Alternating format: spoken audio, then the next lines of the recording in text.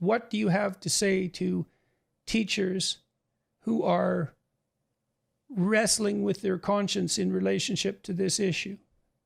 So let's start with that one. Start with the second one.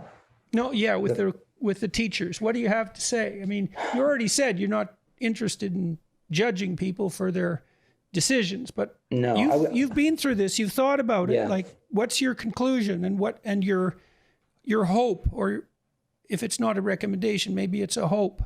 I would just say, stand up for the truth in whatever way you can. If you have that same reflective process within yourself, or if what I'm saying makes sense to you in terms of your sense of right and wrong, if you feel that what you're being asked to teach or what your students are going through is wrong, then weigh that, like do it smartly, but really take it seriously and why? Why? Because it's crucial. It's what will save us.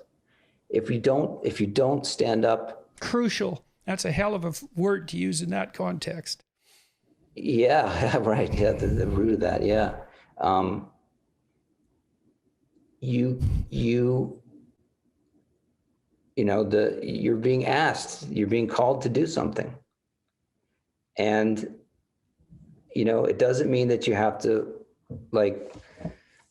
run around and proclaim, and save the world. It just means you have to do something in a way that is constructive and well thought out, and will help the immediate circumstances in which you find yourself, and help to, set an example. And if you don't? And if you don't, well, then you're leaving it up to the next guy. Maybe the next guy isn't up to it, and maybe the next guy isn't up to it, and maybe the next guy isn't up to it, and then what happens then? You may not get it. You may not get a chance. You may not get a chance. If all you can teach is the words on the appropriate list, you could just be replaced by the list. Yeah. Yeah. The thing that's so wonderful about teaching is that you get to make contact with someone else with you. And so if that's being whittled away in favor of the approved list, then there isn't a hell of a lot of room for you. And it's kind of hard for me to see how you could derive any source of meaningful engagement from your job if you've been reduced to a set of moralistic platitudes, especially when extreme punishment accompanies deviation from them. So that's the thing I always noticed when I was a clinical psychologist. I always brought, because I don't practice now for a variety of reasons, there's a price to speaking.